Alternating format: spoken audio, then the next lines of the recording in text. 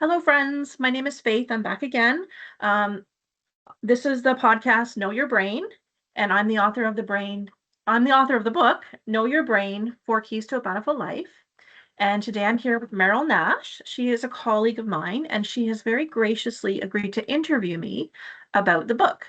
So, Merrill Nash, welcome to the Know Your Brain podcast. You may be seen by as many as four people or 1,000 people. We don't know.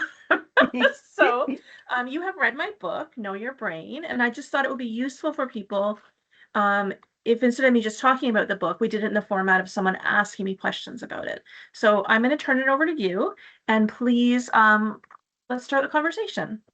All right. Thank you. Thank you so much for having me. I'm so excited to be here and very, very excited to learn more about this inspiration for your book. Yes, I've read it, love it, and would love to share it with everybody with the world. Before we dive in, though, I know you from a work perspective, from a colleague of, I don't know, I want to say 20 years. It's 17, Um, Meryl. Don't age me. Well, I'm aging myself. Okay. 17 years. Yeah. So I've known you for a long time as a colleague, a wonderful, inclusive, knowledgeable, brilliant mind. And so maybe you can tell me a little bit about yourself before we dive into, the book. Never said these things to me at work, Meryl, but so um okay, I'll talk about my background, and yours is similar. We both studied psychology. So I studied psychology at university, and then after I did a bachelor's degree, I went on to do an honors degree. No, sorry, I went on to do a master's degree in school psychology, which is a 2-year program, learning about um honestly, a lot of it is about how to administer IQ tests, but it's also about how to advocate for and make recommendations for children who are neurodivergent. So that is both of our jobs is we spend some time administering tests, and then we also spend time making recommendations to system, to parents, and to children about how they can improve their social functioning, their emotional functioning, and their academic functioning. So that's what we do. I've been doing it for 17 years. You've been doing it a bit longer. Um, and you tend to work more with even a higher risk population than I do, I think. Hmm. So another day, maybe I'll interview you and talk about it. So what I'm here to talk about today is my book, which I wrote called Know Your Brain: Four Keys to a Bountiful Life. It's a short book. It's written for ages 12 and up. And I decided to write it because I wanted a project and because I was very interested in the field of neuropsychology. So I think that's a good start. Yeah, Um, thank you. and I'm open to any questions that you think might be helpful to people. For sure. Thank you. Thank you. I think you probably don't know that you and I have a little bit of that in common. I actually have been a brain geek for a long, long time.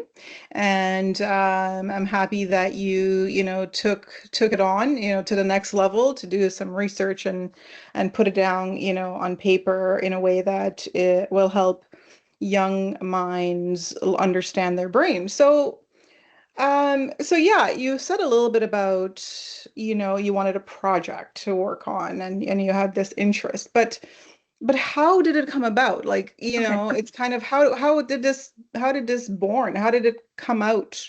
Where did it come from? Okay, there's two answers to that question. So the first one Okay. is I'm always reading about psychology and watching videos and things because it's my interest. And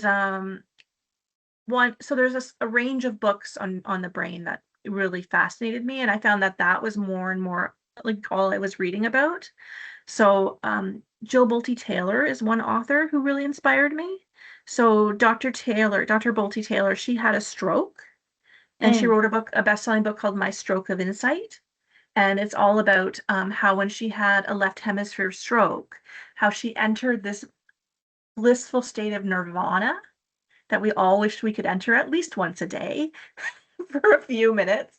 Um, so that made me really interested in the differences between the functioning of the two hemispheres. Mm. And then I started to read more, and I read Dr. Ian McGilchrist's book, The Master and His Emissary. And that is a beautiful book. And it again is about the difference in the functioning between the two hemispheres. Um, I could go on about more things that I read and more theories that inspired me, but I don't want to say too much about that. Sure. Also, as a funny story, Mhm. right before I started writing my book, I guess I'll tell this. A teacher really lost her temper with me, and I don't feel it was me, but okay. And she yelled at me so much, and I was so startled that I couldn't focus on my normal routine. And I was, so I thought, you know what? I'm just going to sit here and write a book. And I don't know why that thought came to my mind. But I guess something about being just thrown out of my normal state um, made me come up with a new idea. And so I just sat there and I started writing it. Oh, you started Yeah. writing this book. I started writing this book You sure? because Okay. somebody screamed at in my face. And Wow. Wow. Yeah, thank you. So, so so I the think something can be said. inspiration, kind of the There's something to be background. said for what inspires people, you know. I think it's always a shift in perception. You know, something will happen like the apple fell in Isaac Newton's head, right? And and then he got bumped into like a new way of thinking. So Mm, I interesting. that was the apple falling on my head. Was Yeah, I actually won't that name the teacher, though I could. no, probably not. Not a great idea. But thank you for completely losing your temper and Yeah. So you know what? It's and interesting. what could have ruined my whole day. Absolutely. You I just know, I don't want to get ahead of the questions, but you actually just gave a bit of an insight into and I want to say integrating, we'll come back to it, but it's integrating emotions and using inspiration. And I think one of the emotions you described was disgust. yeah, And so maybe this whole feeling of being disgusted by what happened to you kind of inspired you in some way to come up with something creative. I think I was more uh thrown into fear. Like Fear. it was so startling and it was so and then I was angry. I was first Yeah. I was afraid by all the yelling and then I was angry and and so yeah, I guess the anger was this energizing, like this energizing emotion that threw me into like a productive activity. Yeah, I love that. I mean, your book kind of is a representation of that, but it actually is kind of like coming from a real life example. So I'm curious to know a little bit about the title of your book. Okay. Like how did that because I love it. I mean, it's wholesome. It means I think it means a lot. And it the way you explain it through your book. But where did that idea come from? So originally I had a different title, but one of our colleagues told me my title wasn't good, and he was right.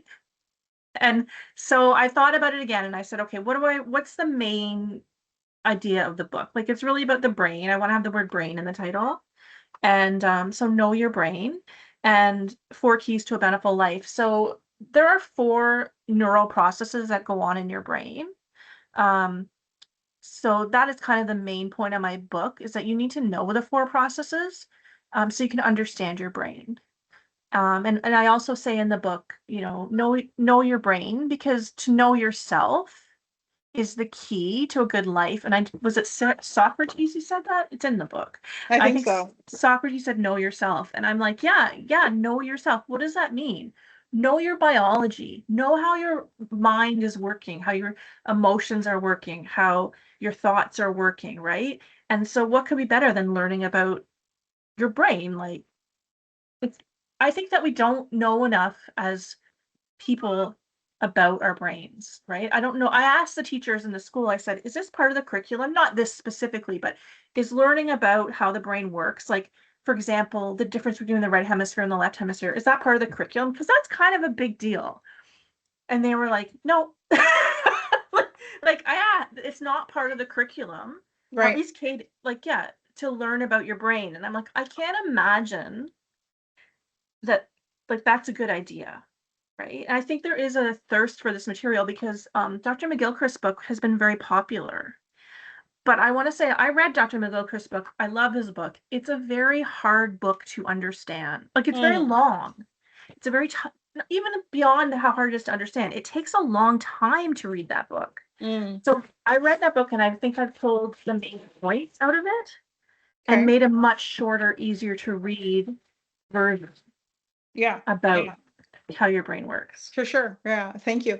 And yeah, I love the way you condense something so very complex, like probably the most complex organism in our body, really. Oh I yeah. love the way that you're able to compress it in this, this short book, but also make it so easily accessible to people. I do want to go back to a little bit about the title, because the title itself, spells out an acronym, which I wanted to know whether or not that was intentional or just the way it came about in terms of going through the order of the how you wanted to organize the It, information. it was intentional because one of the people who inspired me was um how do I think about I'm trying to remember think who it is actually. So Dr. I guess it is Dr. Naglieri. So Dr. Naglieri is an American psychologist, and Mm-hmm. he and his colleagues, there's a lot of them, so I can't name them all, but Dr. Sure. Naglieri and his colleagues came up with the PASS theory of cognition, which is Yeah. an acronym, right? Yes. PASS. And Mm-hmm. so I see the use of an acronym, and I love that acronym, and I love the model, which is based on Alexander Luria's work, who is a neuropsychologist from Russia. He's since passed away, but they looked at Luria's work on the brain, which is from the 60s, and they made the PASS model of cognition. But then as I read the literature between, like the more contemporary literature, I could see that we just needed to add a couple letters.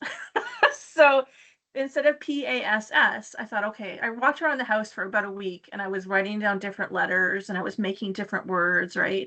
And I was like, what is it? What is the acronym, right? And it took me, I've changed it a couple times. It's done now, but it took me a couple days to come up with the first one, and then I made a couple changes. But I thought the real acronym is P. Well, this is an interesting coincidence that I can make it into PEACE. And what the acronym is, so I've updated the past model of cognition basically. You say So that again? I've updated the past model of cognition. Oh, I see. So they had the past model of cognition. I thought it's not updated enough, like it's from the 60s. So with the new information, I added in emotion basically. So Mm, what the acronym stands for is planning, energizing, which is about emotions, alternating cognition, which is about moving between the two sides of your brain, and inquiry, which is a central process. So I just updated the past model of cognition with more contemporary research and included the idea of how important your emotions are and how important it is to be aware of your emotions and to use mm, your emotions. Fascinating, fascinating. Thank you for that. Did you get a chance to talk to Dr. Naglieri about this? He is mentioned in the beginning of the book. Yes. I think I dedicated it to him. Did I dedicate it to him? You dedicated to everyone and also to your I think your mom and your brother. Yeah. So he's mentioned at the beginning of the book, Yes. and I did send him an electronic copy. He didn't. Oh, he said he loved the book. I'm sorry. He did. He did reply by email. He said he loved the book, but he didn't Okay. give me any specific feedback about different things. No. Right, right. Okay, So that's really cool.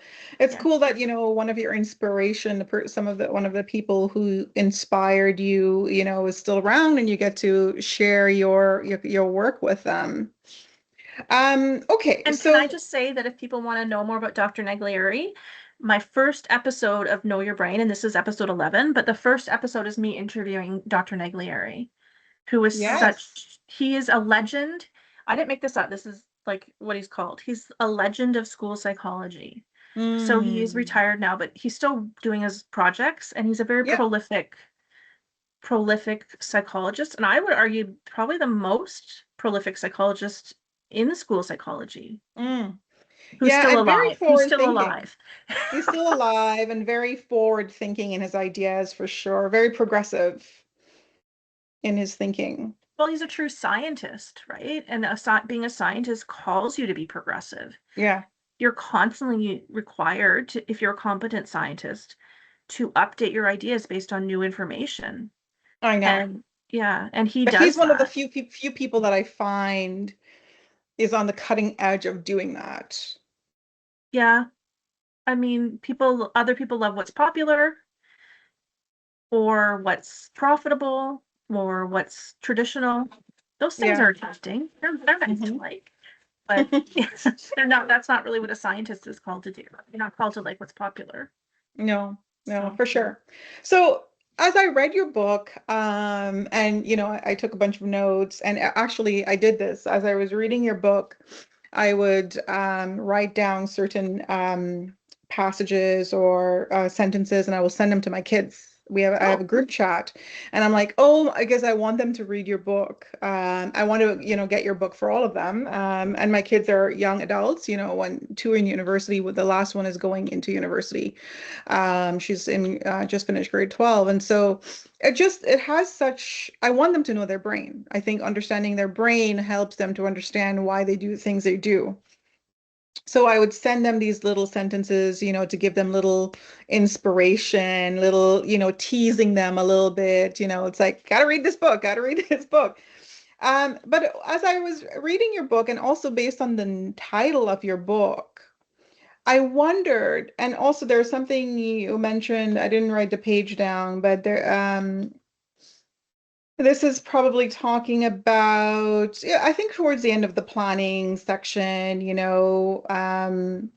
and talking about the four basic distractions, like, and, enjoying control, enjoying status, attention, and freedom.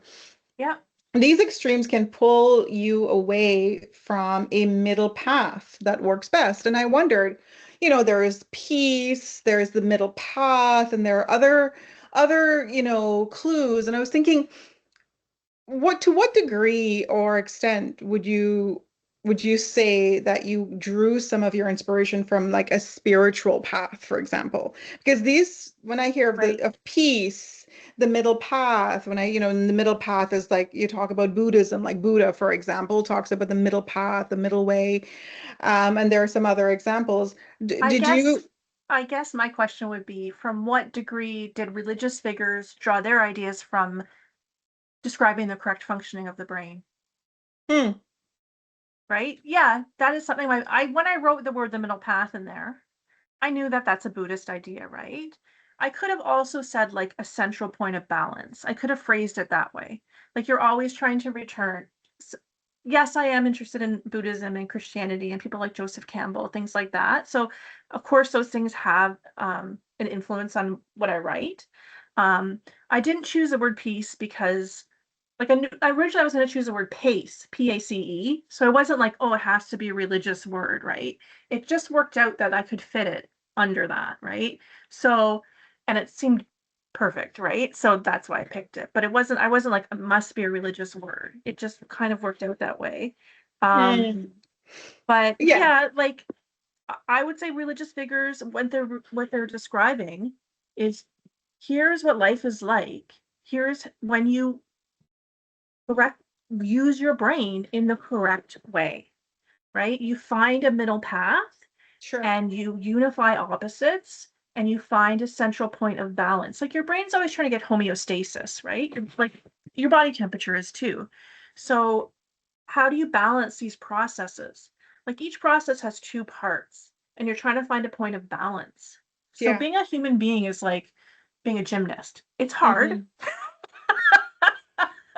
It's Yes. hard, but Yes. you're always coming back, or a dancer, you're always coming back to a dynamic point of balance between possible extremes. And if you go too much to any extreme, it's dangerous, right? It's good to have freedom, but if you take it to Of too course. much of an extreme, you're a criminal, Yes. right? It's good Yes. to have control, but if you take that to too much of an extreme, you're a tyrant. Right. It's good to have attention, but if you take that to too much of an extreme, you're a prostitute, like you're a whore. Sorry. Yeah. But like, like it's not good to just everything's about people pleasing and attention. And what was Yeah. the other one? Status. It's good to have status. Nobody wants to be on the bottom, and like people earn their status generally. But if all you care about is status and money, you're greedy and you're never happy and you're arrogant and you're not happy, right? No, Because you can never get high enough. So exactly. those things are fine, but that they can't be your priority, Mm. right? Yeah, yeah, for sure. They have to be I secondary to something else. Yes. I see that your cat loves talking about the brain. I'm sure she is a he or she. She. She knows, I'm sure she No, knows she as much just of the wants to be brain on as you do. she wants to be on the internet. That's what it Yeah. is. Not She really, wants, she's not really interested. She's purring so much right now. She's what not does really that interested. mean? She's not really interested in neuropsychology, but she likes to Oh, be she likes to participate. yeah, I mean, her participation is welcome.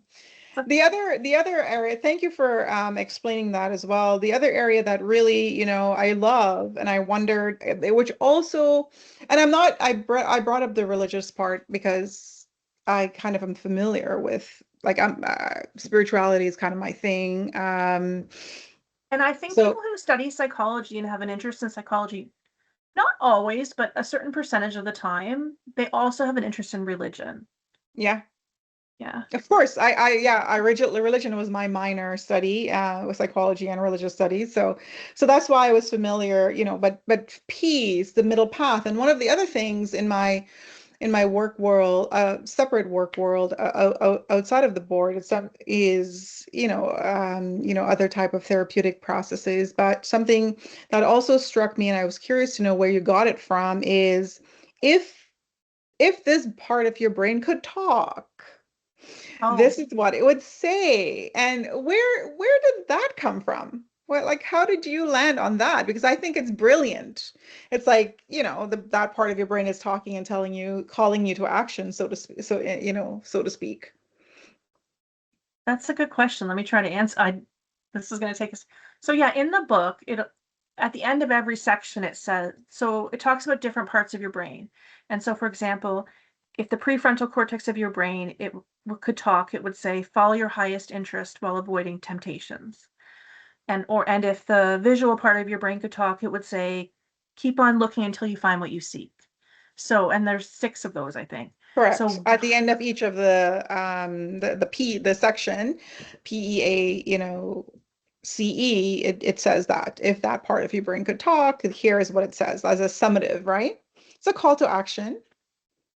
because I feel like maybe the problem in the world, I feel like because of a dream that I had. If you want to really, that's because of a dream that I had. I had a dream, Really? and yes, a long time ago, and it said speak for those who have no voice. And I thought all these parts of us want a voice. Your anger wants a voice, right? Mm, Not to like dominate over people or anything, but to just be included, yeah. right? Your disgust wants a voice. Your fear wants a voice, right? The disenfranchised wants a voice. Children want a voice. Like I feel like in our job, that's what we do. We try to speak for these children, right? So I think I had that dream a long time, and it said, "Speak for those who have no voice." And Mm, so when I was thinking about that, and then I was like, so I thought, well, yeah, like what would your brain say? And I thought, mm, yeah, the parts of you, like we're like a animal that's made of parts, right? Or our psyche is made of parts. Like that's what psychoanalysts would say. You're made of parts, right? And hmm or personality substructures or drives, right? So every drive wants a voice. So I'm like, mm, how can I give the parts of your brain? And for sure, it's parts that are interconnected. How can I give the parts of your brain a voice? So I think that's where it came from. So there you go. It came mm. from my subconscious. Yeah, it's fascinating. You and I have a lot more in common than you. Yeah, I realize, because one of the reasons I went into school psychology is, I call it giving a voice to the voiceless, and that's giving a voice to children, right? Because I felt my voice was suppressed as a kid, and so I wanted to come into this profession to speak for kids who couldn't really speak their voice, because kids are not supposed to speak and, whatever, to speak out and whatever, because they're children, they don't know anything. So that was one of my inspirations. So that's pretty cool. I like that. And I also like the part, I mean, I was going to ask you about this as well. Do we have to agree with everything in the book? No. So, because No. as I was reading it and it says about emotions, it says we only have three emotions, and you were affirmative in that. And I was like, I've seen, a lot of emotions, like, or people describe emotions in, so many different ways, lists, of it. So tell me a little bit about that. Tell me about why you are so strong in that point. So one of the key findings in psychology can seem like really the study as you study psychology and try to practice psychology, it's very overwhelming because there's an endless amount of research and theories you could read and try to apply. But um, one of the clear findings from psychology is that people with the best mental health are able to accurately label their emotions, right? So what therapists spend a lot of time doing is teaching people to label their emotions. Like initially when they start in psychotherapy with someone often they'll say, "What emotion did you feel?" or "What emotion are you feeling?" "I don't know." That's the common answer, right? And then and that's correlated with very bad mental health, right? And a lot of mental health problems. So they try to teach them, okay, anger, fear, um, disgust, happy, like just start with a basic list of being able to, and the most basic way you can do it is say happy, upset. That's the most basic ones, right? But then as you can add them in, you can infinitely divide them, right? Mm, mm, Into like, you can list 200 probably, right? I don't know that listing 200 is that helpful. Like as we're having this discussion, I'm thinking, well, maybe I stated it a bit too strongly in the book because you can divide them up and make them more nuanced. But I hmm also think it's useful for people just start with the basic words, right? And the basic ones I put in the book are fear, that's a big one, right? Um, sadness, it's a big one, and anger. You need to be able to label those for good mental health. And then I talked about how feelings are different. So I also added wonder, Yeah. which could also be called awe, Yes. pride, and I meant hmm pride in the most positive possible way, like a good hmm thing. Um, disgust and interest. And interest could also be called curiosity or passion. So hmm really there's 7. So I just felt like that's enough. Like people at least needs a basic 7. And if they could have the basic 7, that would be good mental health, Mm. right? But if, like perhaps like what would you add? I don't know that I would add, I don't know. I think irritability is there, but you have shame as well. I think shame is also in there. I think I put it under sadness, like it's a form of sadness. Shame is a form of sadness. I don't know. I have this list from a woman that I follow. Her name is Byron Katie, and she has, 1,000 ways to describe joy or, sorrow. And I can't remember all of the lists, but they Yeah. have like many, many, many, many under. But I think, yeah, the three basic ones are universal and common to people. I think when you go into more nuanced versions, Yeah. they may confuse people. People are like, I haven't heard of this emotion. I also talk about joy and gratitude in the book, so there Yes. those are in there too, and I talk about them being combinations of the other 7. So Yeah. I just you're right. Like you could there's lots of Paul Ekman, if anyone's interested in learning about psychology of emotion, I would ask them to look at Paul Ekman's work. His last name is Ekman. He's the first person who really came out with like these are the basic emotions, and that was really useful to psychologists and therapists. Mm. Like, and I think the public at large, and the movie Inside Out, which is Oh, my really? second favorite movie, is Inside Out. Yes. And that movie Inside Out is so beautiful because it breaks down your emotions and shows them as like characters, right? Each one with a voice. And people love that movie. And I think that has generally improved the mental health of people Yeah. and children to watch that movie and go, okay, that's anger, that's disgust, that's joy, that's fear, to be able to label your emotions. Otherwise, you just feel like you live in chaos, right? So I would say to people, if you want to learn more about emotion, look at Paul Ekman's work, watch Mm. the movie Inside Out, Yeah. and learn really the value of labeling what are the basic emotions that everyone shares. And hmm we all have the same ones. I Hmm. just was trying to make a simple Yeah.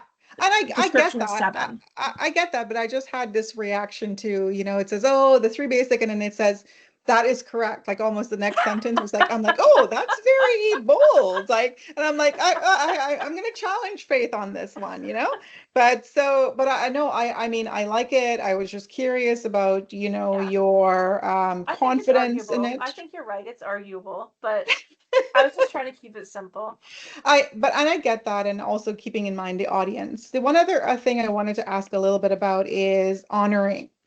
So that Mm. is under Energizing, honoring your emotions. energizing, right? So Mm. honoring of our emotions, because it is a big area. Emotions are messy, and they're complex, and they can be very scary.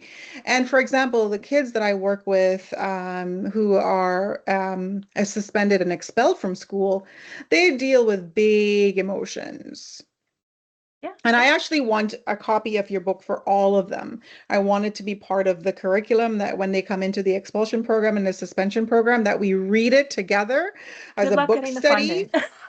Well, but I'm gonna talk about it. I really, because everybody, and what I found about these kids, they want to know why. Some of them really want to know why they do certain things. They want to know the answer. And here's learning of the brain can give them a glimpse, right? It can Are they help them mostly understand. are they mostly getting suspended for like physical fighting? Is that usually the A reason? lot of them are suspended for like fighting, because there is a certain code 3, I don't know, 17. I'm making stuff up right now in terms of the suspension code. There is one that's expellable and one that's suspendable. And if you bring a weapon to school, or if you fight, and it leads to someone being hospitalized, or blood or whatever, that's expellable.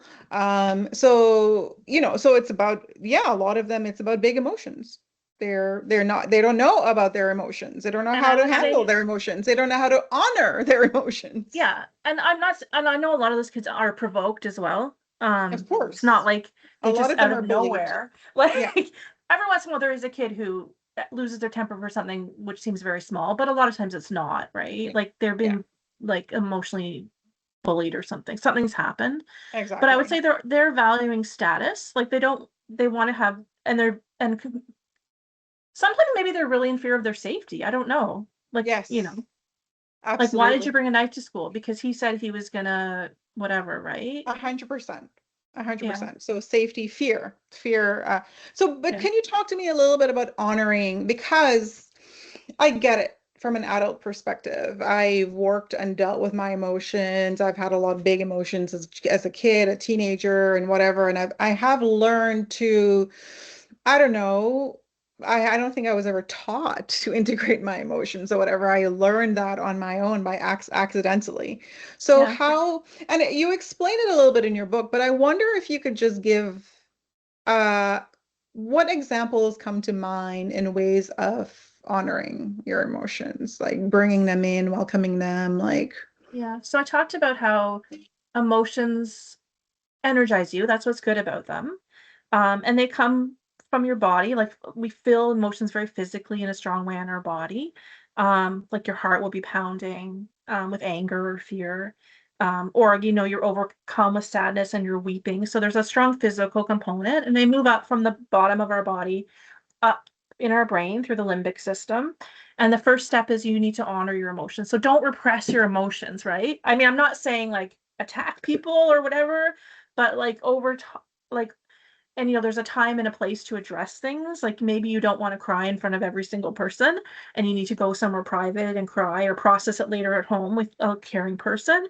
But don't deny your emotions and repress your emotions.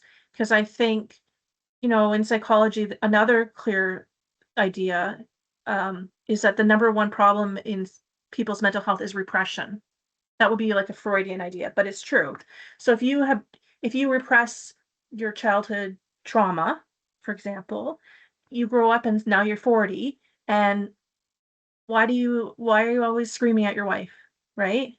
Why can you not, uh, why are you having road rage, Because you've probably repressed something, right? You haven't honored your sadness. Mm-hmm. Um, so it's very important not to repress your emotions and to be honest about them. I guess tell the truth is another way to say honor. Tell the truth. Are you Mm. sad? Yes, right? A lot of men don't like to acknowledge that they're sad, right? They'll show women do this too, but I think it's more men. They'll start showing anger. They're not angry. They're sad or they're afraid, but they're not honoring it. Yeah. If they said, like, to Yeah. tell you the truth, I'm scared when you say that, right? But they Mm. go very quickly to anger.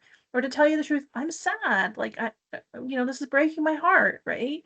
So just be honest, at least to yourself, Mm. about your own emotions. Yeah. Um, or I'm not sad. Not necessarily, you don't always go to anger, but sometimes you're like, I'm not sad. Okay. And then they just get busy with something else, being a Yeah. workaholic or drinking or drugs or TV. Like it can be or eating, like it can be a less harmful thing, right? Or like they just distract themselves from what's really going on in their own heart. So, step Yeah. one, honor your emotions, tell the truth about your emotions, process your emotions. Yeah. Thank you. This is a good.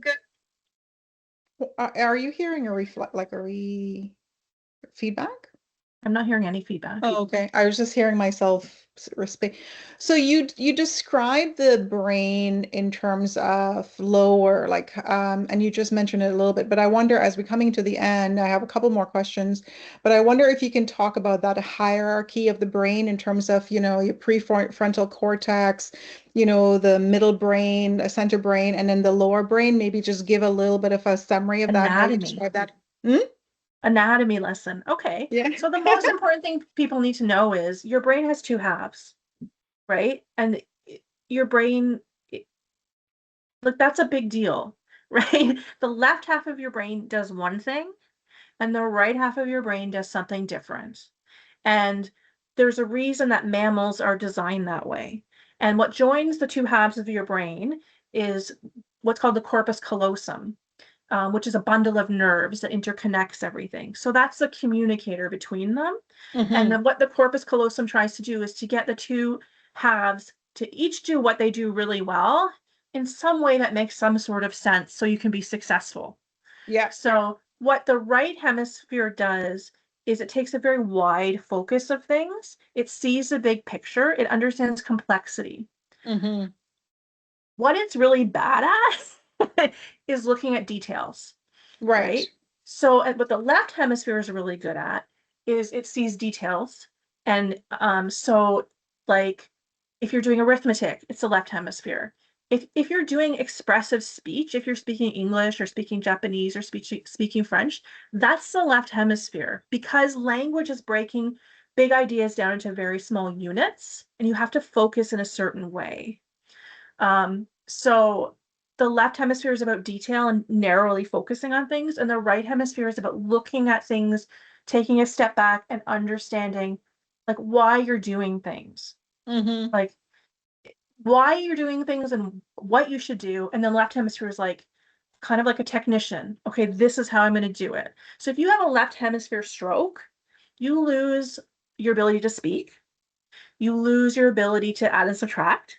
You Mm. lose your ability to do technical tasks like drive a car or dress yourself. Like all Hmm. these things that you need to do to be able to function as a human being are in your left hemisphere. But in your right hemisphere, if you have a right hemisphere stroke, you lose the ability to recognize emotions. You lose the ability to find peace and joy. You lose the ability to understand like um narratives and stories, like you lose the ability to understand metaphors and to like appreciate beautiful art, like kind of like the right hemisphere is the artist and the left hemisphere is the scientist, and Mm. you and you need both to be able to function as a Yeah. person. Yeah. Thank you. Well, what about the integration though? Because how we talk about Great you need question. you need all of those to work together, But then at the same time, as humans, we have emotions. Like we get triggered by something in the environment. And I think you, with regards to emotions, you use the analogy about, the emotions being the gas in the tank. And so how do you integrate all of that in order to still be a successful human and find peace? Find peace, Let me right? try to give a short answer. So the early part of your life, 0 to 2, you're basically right brain dominant. So you're looking at the world with eyes of wonder. You have these great moments of joy. You're very loving. You're also can't do a lot of stuff, right? You're a child, like you're an infant, really, like a toddler, maybe. So the first 2 years of your life, you're very right brain dominant. And then between the age of basically 2 and 40, you're very left brain dominant. So basically, what you're focusing on between the age of 2 and 40 is becoming a competent person who knows how to take care of themselves, right? And so you're always during those times building up skills, right? You're going to school, you're going to university. Um, Even when you start your career, you're still learning a lot of things. And then what happens after the age of 40, ideally, and I will say it's only in the last 120 years that anyone has lived past the age of 40, like generally in the population, right? So this is new to us as a species. After the age of 40, you kind of switch back to right brain function to you can switch to a balanced state. You switch Mm, back to a balanced state. It's not that you switch to the right, it's that you then integrate them. So mm. yeah, it's a 50-year project. Yeah. I like Is your a, answer. It takes oh, 50 years to learn how to integrate. You said, how do you integrate all this stuff that's going on? It takes 50 years yes. of It's a learning. long time. It's a long time. Right? And people go to psychotherapy. Like, I'm sure we've both done these things. People go to psychotherapy, people go to Yes. yoga, people read books, people go to church, people take medication. Like, you will need to do a multiple number of things in Yeah. order to get to the point where you have peace, Right. right? Right. Yeah. First you Thank learn you. to be a competent adult who, I guess there's two stages to development and adulthood. The first stage is that you have to realize as a child is to tolerate, this is from Maslow, to tolerate frustration alone. So you're not always going to get what you want, and you can, and staying calm when that happens, which a lot of the kids you see can't do this yet. So they haven't gone through the first gateway of maturity where you realize I'm not always going to get what I want, and that's okay, right? So that's the first thing, and that happens hopefully by the time you're 13, and really before that. And well, no, way before that, right? That's what you have to learn by the time you're 4, right? If you don't learn, I'm not always going to get what I want, you're always having temper tantrums. And a lot of the kids you see are still having temper tantrums, Correct. right? Absolutely. But Yeah. now they're older and the temper tantrum looks like I'm going to take drugs, or I'm going to punch my mom, or I'm going to, run the streets, or I'm going to, bring a knife to school. So it's a temper tantrum because they don't realize, okay, that's not life. I don't just get what I want when I want it, how I want it, right? Hmm. And the second gateway is realizing, and this happens, later, let's say ideally by the time you're 16, but really most people never get there. Mm. The only wisdom you have to follow is the wisdom and guidance of your own heart. Mm. No one else can tell you what's right and what's wrong and how to live your life and what you should do. You can ask for advice. And hopefully by the time you're 40, you know enough and you've seen enough and you've done enough that you can make wise decisions. Yeah. But nobody else can just tell you, right? Um, No. I know one lady and she's older than me and she's always, just ask someone else and they'll tell you what to do. I'm like, no, they don't know. They can be well intentioned and you should listen to them, but you Hmm. decide and you are responsible. And you make, like I said, someone said to her, what do you do if you don't know what to do? She says, well, I just asked my mentor. I'm like, you're 50. Like, your heart is your mentor, right? There's wisdom in your own heart. But I mean, the first thing people need to learn is you're not always going to get what you want, and you Right. still have to behave. Yes. You still have to treat other people properly, even though you didn't get exactly what you wanted when you wanted it. That's Yeah. the first thing you have to learn. So that's the first step of integration. And Mm. people in jail haven't generally learned that, Right. right? They didn't get Right. what they didn't make the money they wanted to make, so they go deal drugs. No, you can't. That's not what you do, Yeah. right? Yeah. Or yeah. Yeah. So, Yeah. um, so that's Thank what I you. would say. That's good. So we're coming to the end, but I was going to say what I love about the book as well. It's like, again, if it could talk, and I think one of the, I can't remember which concept, but it says, if this part of your brain could talk, it will tell you you are unstoppable, lifelong learner. I like the positive messages that the book leaves people. Like it left me feeling very positive and encouraged. But the other thing I love, love, love about this book, and I was thinking, man, why don't even teachers do this? I called up my son after reading your book as well, and I'm trying to convince him to read this book. I'm like, it gives at the end of every chapter, so to speak, like a real life example of the concept you're trying to I think I've just lost you. Are you still with me, Faith? I'm still here. I can see you. Oh, okay. It just froze a little bit. It gives this real life example of real stories in Yeah. life of real people doing, not giving up on their dream, persevering, through their beliefs. And I was saying to my son, I said, what I love about this is like sometimes I'm reading a complicated concept or whatever, and I just wish someone could just point me in a direction in life where that concept could become more real in my brain. And that's what you did with your book. Like you're saying, here, if this is still confusing to you, go and watch this movie, Here's an read about example. this person. So I recommended 4 true stories, and they're each a Yes, movie. Some of them are a book. The first one is the story of a man who used the power of planning to become an astronaut, Jose. Jose Hernandez, and that's a Yeah. beautiful movie. And I can't remember the name of the movie right now, but it's a true story.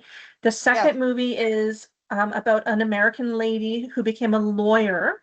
She used Yeah. the power of energizing with her emotions to study for 16 years to become a lawyer to get her brother out of prison. The third movie is The Man Who Knew Infinity, which is my favorite of the four. And it's Mm, about these two men who cooperated and worked together and used the right hemisphere and the left hemisphere together. They alternated their cognition to revolutionize mathematics. And that math work is still phenomenally the most advanced thing they're using in the world, right? amazing. It was the best collaboration in human history of two mathematicians. It's like that shows the power of alternating cognition. Mm. And then the last one is enquiring, and it's a story of an American school teacher who used the Yes. power of inquiring about your beliefs to help her students get out of some really difficult situations with homelessness and gangs, which Love is it. what you're dealing with as well, right? Correct. Um, And that's the Freedom Writers, that one. And the yeah, first one that you couldn't remember, it's the story of Jose. It's a million miles away. A Million Miles Away. I love that movie. It was such a positive movie. A I Million haven't Miles watched Away. it, but I made a note of all of these, and I actually want to watch. I said to my son, let's watch these movies after reading Faith's book. I'm sure they're Um, thrilled. well, but Faith, I think you've really hit the mark on this book. I love it. I want my kids, all of them, to read it.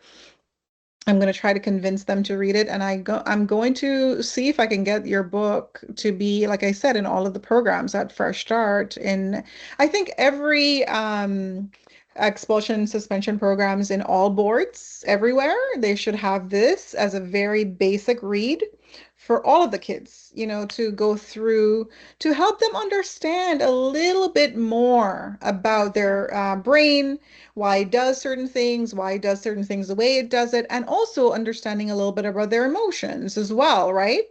I know It's we're a going to perfect wrap it up, match. but Hmm? one of the things about psychology, one of the problems in the field is it's such a broad field with so much stuff, which is great.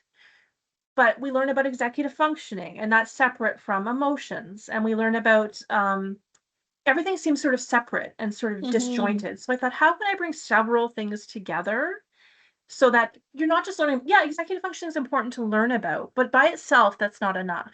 So my book talks about executive functioning, emotions, logic, how to use logic, and then how to change your perceptions. So I tried to bring together the whole field, which makes sense because your brain uses all those things, right? I know. So It's I tried to bring fascinating. together like it's not just enough to teach your kid about executive function or ADHD if they have ADHD. That's fine, that's good, that helps, but it's not enough. They also need to learn about their emotions. So I thought, okay, these are the 4 things they need to learn about. They need to learn about planning, which is executive functioning. They need to learn about their emotions and how to handle them and respect them. They need to learn about how to use actual logic. And they need to learn about how do you deal with your beliefs. Yeah. Like how do you deal with that part of it, which Yeah. underlie everything, Yeah. right? Yeah. Um, Thank so you. that's it. Yeah, I just wish that all like teachers could also read this book and gain some inspiration and bring in some real life examples to make their lessons to bring their lessons alive. I think that would be so groundbreaking.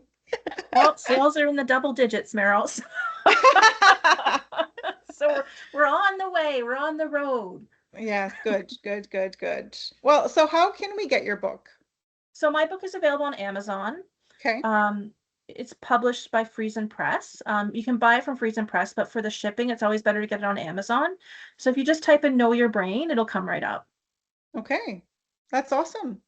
Thank you so much for spending this time with me and going through your book with me. I really, really, it's a fascinating read. I totally enjoyed it and I recommend it to everybody.